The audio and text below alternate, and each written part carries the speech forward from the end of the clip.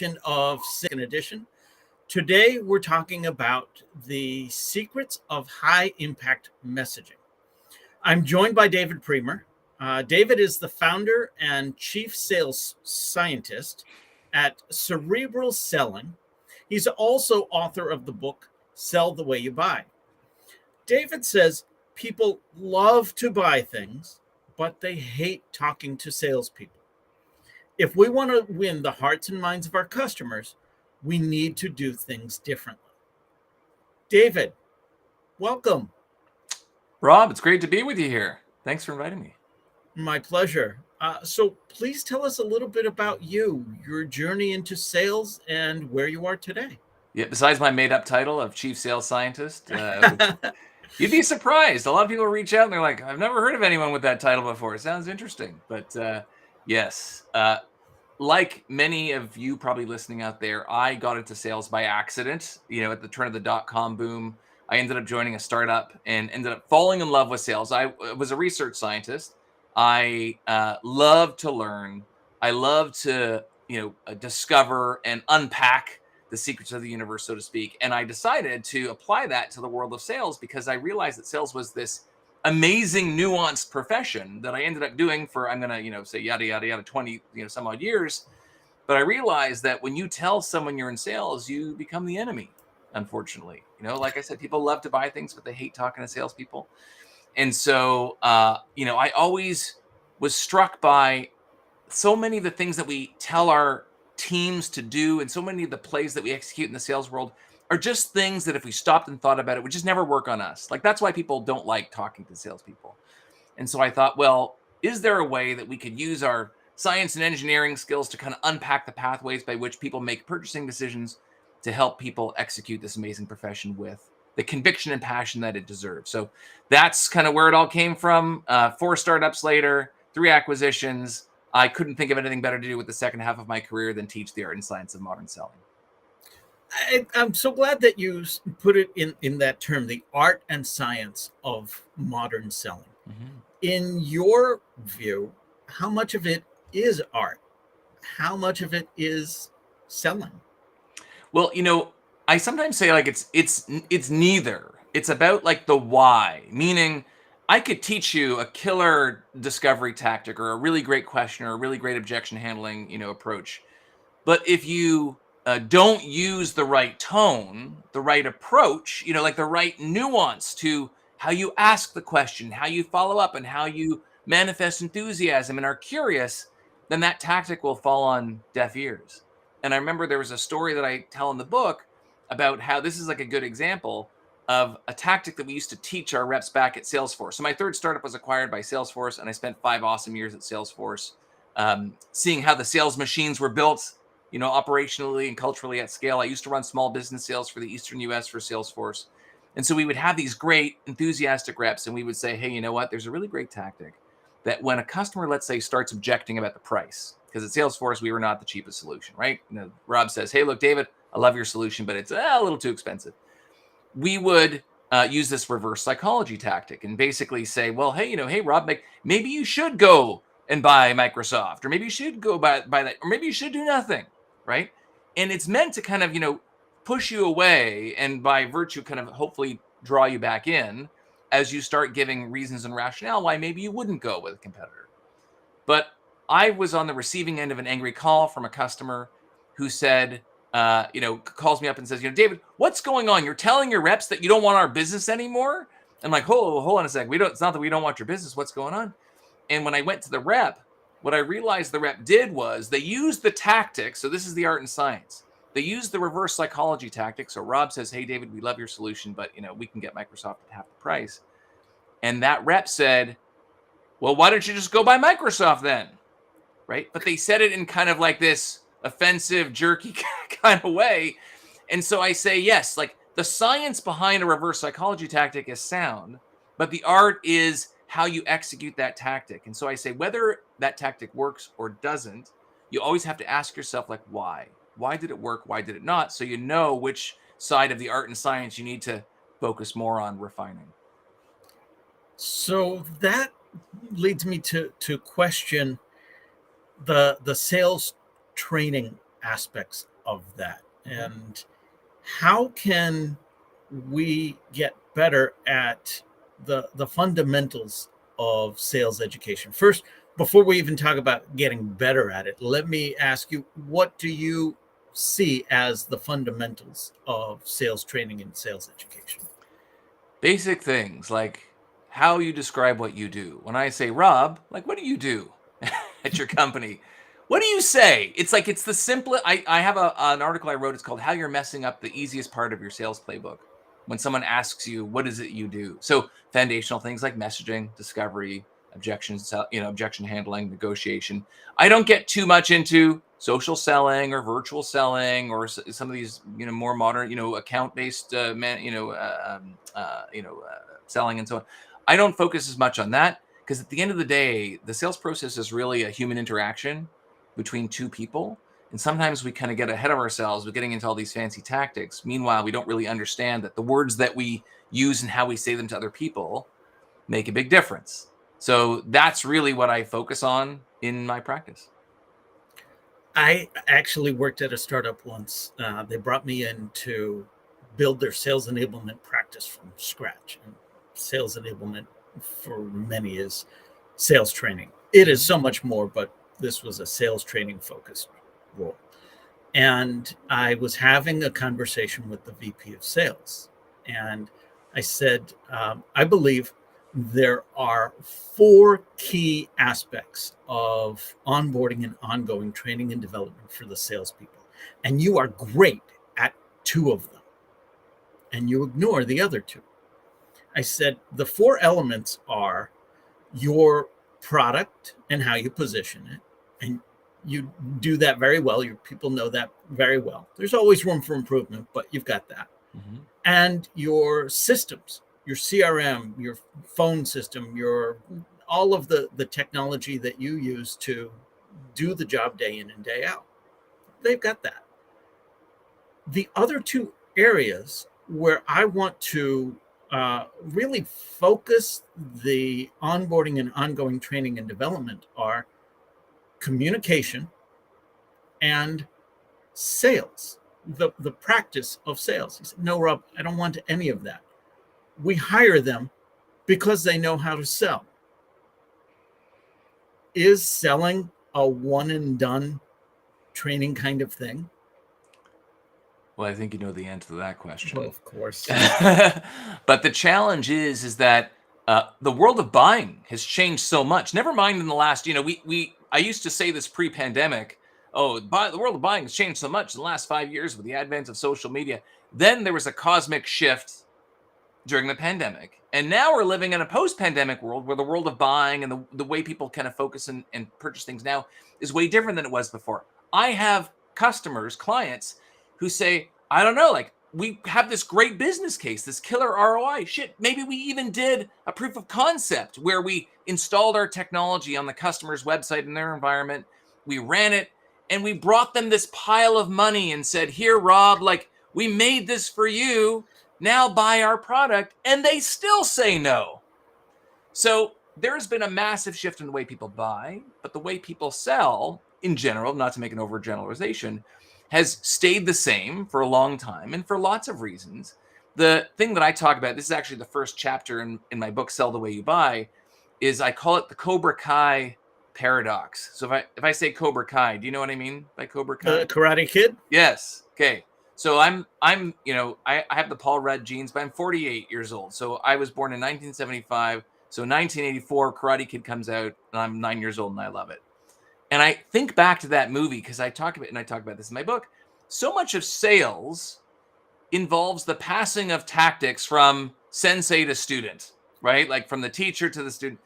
And if we learn from the wrong sensei, then we just grow up to be jerks, just like the kids in the Cobra Kai. They're not bad kids, but they chose to learn from the sensei that taught them the wrong way. Versus like Daniel LaRusso goes a different direction. So, I actually don't blame bad salespeople, of which there are many. They are not bad people. They're not bad human beings. They're just executing playbooks that they were either taught by their sensei years ago, or that worked 5-10 years ago that no longer work today, but they don't know what else to do. And so part of when I think about the art and science of modern selling and buying is thinking about how do we moderate our tactics, not just for the situation we happen to be in, like in that sales cycle per se, but at this point in time. And the perfect example, kind of like what I said off the top, is like a good business case is no longer enough to win. Having good ROI, no longer enough, right? But salespeople are flabbergasted. Like, oh my gosh, I put together this ROI, I did this proof of concept, and like they're still not buying. I'm out of ideas. What should I do? Meanwhile, that's not really what people are buying at the end of the day, is that ROI. So these are some of the shifts that people need to make. I've often heard that people buy based on emotion and justify with facts. ROI is a fact, but you haven't helped them with that emotion piece beforehand. I wanted to bring in a couple of comments from the audience. Bob Britton says, we keep treating sales as a science, deconstructing it into smaller parts. And when we try to put it back together, the pieces that get left out are the human aspects. And Alex Abbott says, agreed, David. So why don't businesses change their sales approach to align with buyers? So many say they do, but they really don't. What's your view? Yeah, well, so there's two different things. 100%, Bob, I agree that the human aspect often gets left out.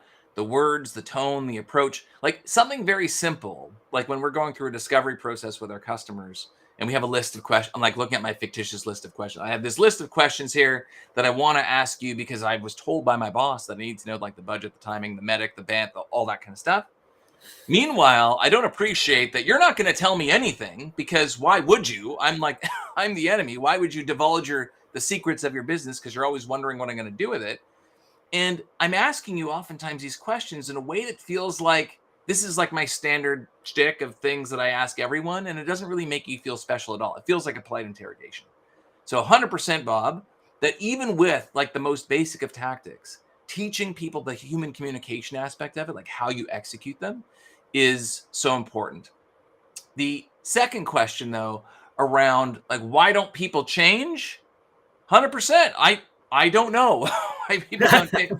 People in general have a status quo bias. Like something tends to work, so we keep doing it, and when it stops working, we still keep doing it because we think we know better, and we haven't sometimes seen how the landscape has changed. And one of the other references I actually give in the book as well, if people are familiar with the book The Matrix, I mean, Matrix shoot is like 24 years old now, but in The Matrix, at the beginning of the movie, Keanu Reeves is completely unplugged, right? But then as he goes through the movie into the end, he starts seeing the Matrix as like the ones and zeros. There's the patterns, right? Like there's the reactions, there's the emotional intelligence that in sales we sometimes fail to apply to our customer interaction. So, this rep who told the customer to just go buy Microsoft, when I approached the rep and I said, hey, like I got this angry, nasty call from the customer saying that they said you told him to go buy Microsoft. And his reaction was, isn't that what we were supposed to do? Like, I thought that was the training that we were supposed to say that, right? Like, shoot, okay, yeah, yes, those are the words or the implication, but that's not the tone. That's not the approach. So sometimes we just get too fixated on the tactic or the outcome or like the kind of the rigor, and we don't stop to think, is this even working? And what's like the nuance behind it? And that's actually why, so thank you, Alex, for the question. That's actually why I wrote Sell the Way You Buy, because the entire the second half of the book is tactics, like messaging, discovery, objection, tactic. The first half of the book is really understanding the pathways and mechanisms by which human beings make purchasing decisions, by what you make purchasing decisions, so you can align your sales motion like that. And the quick answer is we just don't stop to think about that enough. So Adam Gray shares with us, ROI proof is no longer enough. That's scary, he says. And you were just saying that we are selling based on those proof points and so on. That's not how people are buying or why people are buying. So why do people buy things? The number one thing, and I think it was mentioned earlier in the comments, people buy feelings. 100% of the time. And we not only know this because, existentially, we know this because from scientific research, when individuals have suffered, for example, traumatic brain injuries, and the part of their brain that's associated with the expression of feelings is damaged, they can no longer express feelings and they can no longer make decisions. They don't know what signals to avoid. James Clear talks about this in Atomic Habits. He doesn't get into the science behind it, but that's the idea. So we buy feelings. So even though, Adam, the fact that proof for ROI is no longer enough is true, the question is, what are people really buying? Now, I'm not saying ROI has no place. When I have a very simple diagram, which I will, hand gesture to you now in Sell the Way You Buy. Imagine ROI is this little sphere. There's a bigger sphere that encompasses it, which is called value. And value is a subjective feeling. And here's the perfect example. If you ever put together a business case, if you're listening out there, if you're ever in a position to put together a business case for your customer, and what do? You say, okay, you're going to spend a whole bunch of money on this thing that I'm selling, and here's the case. If you buy this, it's going to save you this much time, money. It's going to increase all these things. I've made certain assumptions based on your business. I've done my research. I've done my homework, and I'm thinking, okay, great. I've crunched the numbers. This is going to give Rob an ROI, return on investment, which is an objective calculation of, let's say, 4 months, 6 months. This thing is going to pay back. And that's what comes out of the model. And then imagine now that you are the salesperson. And before you present this business case to the customer, you kind of step back and you think to yourself, you know what? I don't know if Rob's going to believe this. You know what? The ROI is good. It's a little aggressive. You know what? Here's what I'm going to do. I'm going to switch some of the variables. I'm going to make them a little bit more conservative. I'm going to reduce this number, that number, so the payback is now 12 months. You know what? I think that's more reasonable. I think Rob will buy into that. And I pause and I say, what the hell are you doing? Now, all of a sudden, you're tweaking the numbers to do one thing, to make the customer believe that what you said is going to happen is going to happen. That's the only thing that makes a difference, that matters as far as the ROI. I can put together cases all day long. The only thing that matters is whether you believe that thing that I said is going to happen is going to happen. And the last time I checked, belief is a subjective feeling, not an objective statistic. So that's why the ROI, the proof points, it's not enough. We need to more heavily lean on the feelings that customers are buying when they buy us. But it's not the feeling of the product itself necessarily, because as you had started and said, it's about feelings. Now, I'm thinking back to the Salesforce and CRM model. Mm-hmm. And if I'm the customer, I don't have any feelings towards a CRM. I don't love it. I don't hate it. I feel nothing. Mm-hmm. So how would you then sell to me based on feelings about something I have no feelings about? 100%. Well, I'll tell you. So having worked at Salesforce for 5 years, and I train teams at Salesforce today, here's like an example. One of the reasons why people buy Salesforce, or a big reason, is because it's the market leader, right? It's the Gartner Magic Quadrant, #1 for X number of years. Does that mean it's the best? Does that mean that, it's the most easy to use, that it's the most cost effective? No, it doesn't mean that. It just means #1. So for the customer who says, you know what? No one ever got fired for buying IBM, right? What does that mean? It doesn't mean IBM has the best solution. It just means that I'm not going to lose my job over this decision. So I'm willing to pay more money for a product that may not even be the best because it's the safest. So when you think about what am I buying, I'm buying the feeling of safety and security.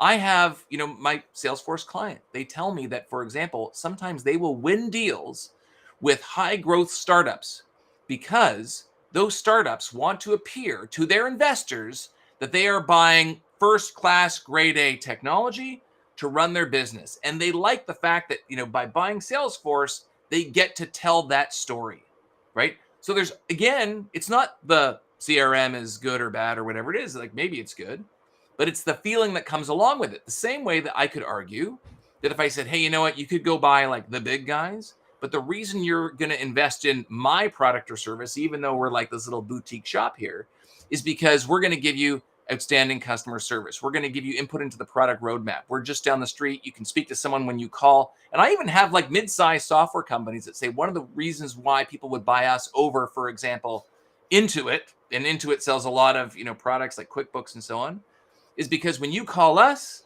you can get someone on the phone, right? The experience is the product. And when you're buying us, you're buying all of those feelings that come along with it.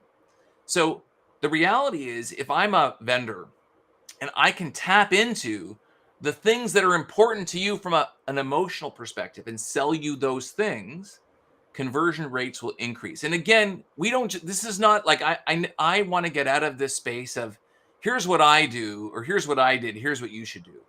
I want people to prove to themselves that this is not like my opinion.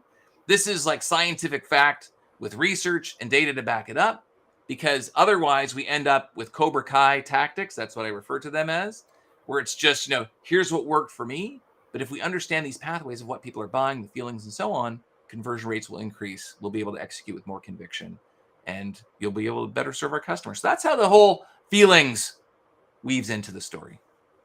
So I understand better that feelings part and that safety. Nobody ever got fired for IBM. I teach that to my marketing class these days, and that's an expression older than me. So they look at me like I have three heads. But I understand, for somebody who's concerned about safety and job security, that would be a decent approach.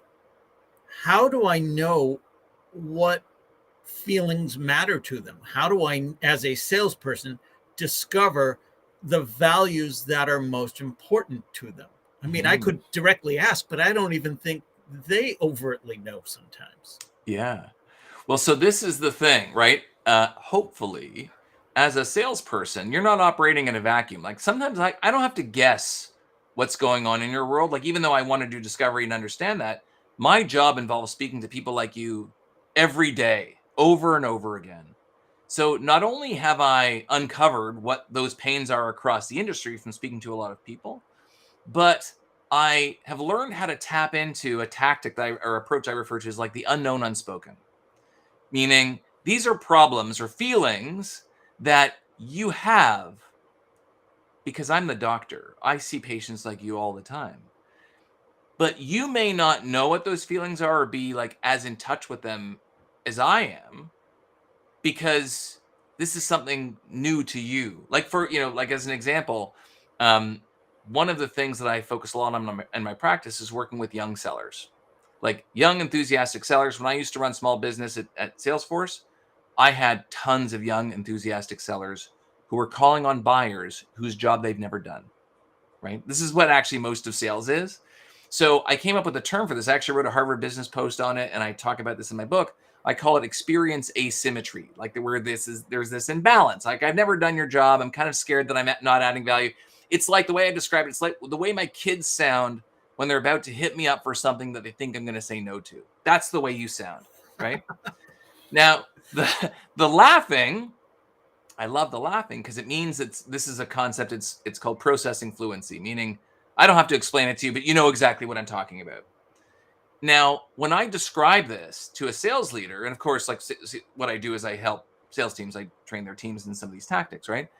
So I said, do you ever listen to your reps on the phone? Do you ever hear, don't pay attention to the words, but you ever hear like the fear in their voice, the fact that it sounds like a kid asking a grown-up for something I think they're going to say no to? And all of a sudden, this kind of look comes over their face, and they're like, oh my gosh, yes. Like either, yes, you realize that you have that problem, but no one's ever really put it quite that way before, and now you get it, right? This is a very powerful tactic I refer to as assumptive priming, which is where like I bring the problem to you because this is what I see every day, right? But I can use that priming tactic. So now I'm getting a little advanced, but this is actually the highest converting tactic I teach in my book. I can use that tactic to give you like a menu of problems that you are likely experiencing based on my interactions with people just like you. And the problems are specific, they're nuanced, they're well understood. And when I give you this menu, chances are, like, and I say, like, are you seeing any of these things? Like, I'm not assuming you have them, but I'm injecting them into the conversation to see if you bite. So this is a great way, rather than asking someone, oh, hey, like, what problems are you having? I'm going to bring some problems to you. And it's a calculated risk, because if you don't have any of these problems, then we may not be in business, right? But if I'm a salesperson and I don't know the problems that you experience every day, then why am I doing this? Like, the people that sell me things, and so if you want to sell me something, here's the trick. As a solopreneur, I spend lots of time in my business doing things that I have no business doing, that I should really hire someone else to do, right?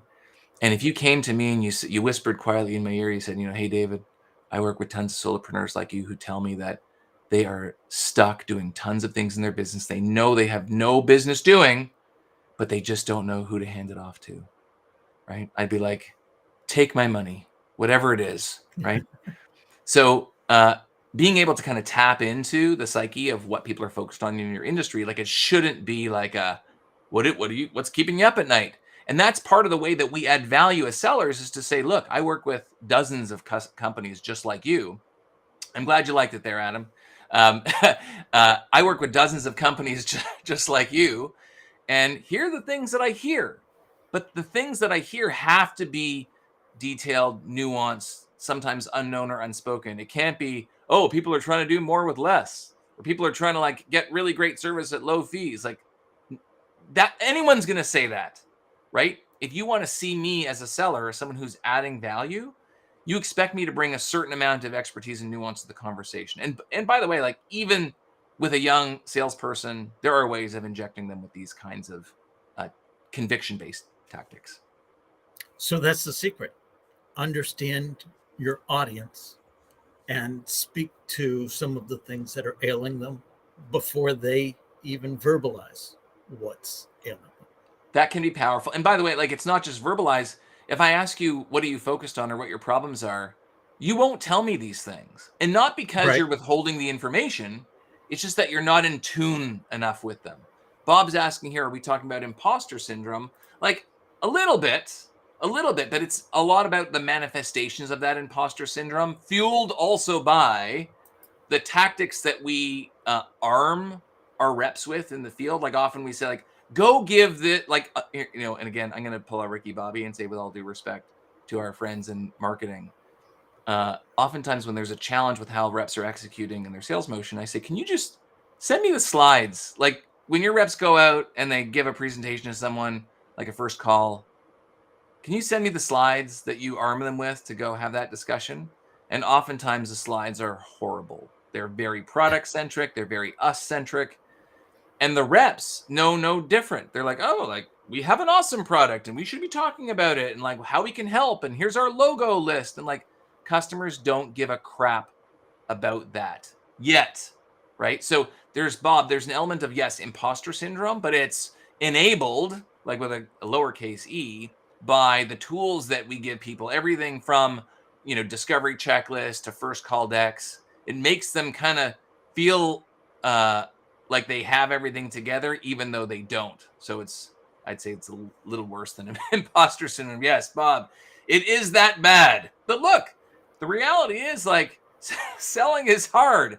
If selling was so easy, we would be paying high school students minimum wage to do it, and not very smart, educated people millions of dollars a year to be able to do it effectively, right? Like, this is a hard, deceptively hard job. David, this has been great. Thank you so much. How can people get in touch with you? How can they learn more? Yeah, well, I give away too much stuff for free. So if you find cerebralselling.com is my website. I have tons of articles, videos, YouTube channel by the same name. You can find me on LinkedIn. Feel free to hit me up. I'm always happy to chat and friendly. And my book is called Sell the Way You Buy, and you can get that on Amazon or anywhere you buy books. Fantastic. David, thank you very much. To our audience, thank you for your questions. Thank you for your participation. This has been another edition of Sales TV, the North American edition. Until next week, have a good day, everyone.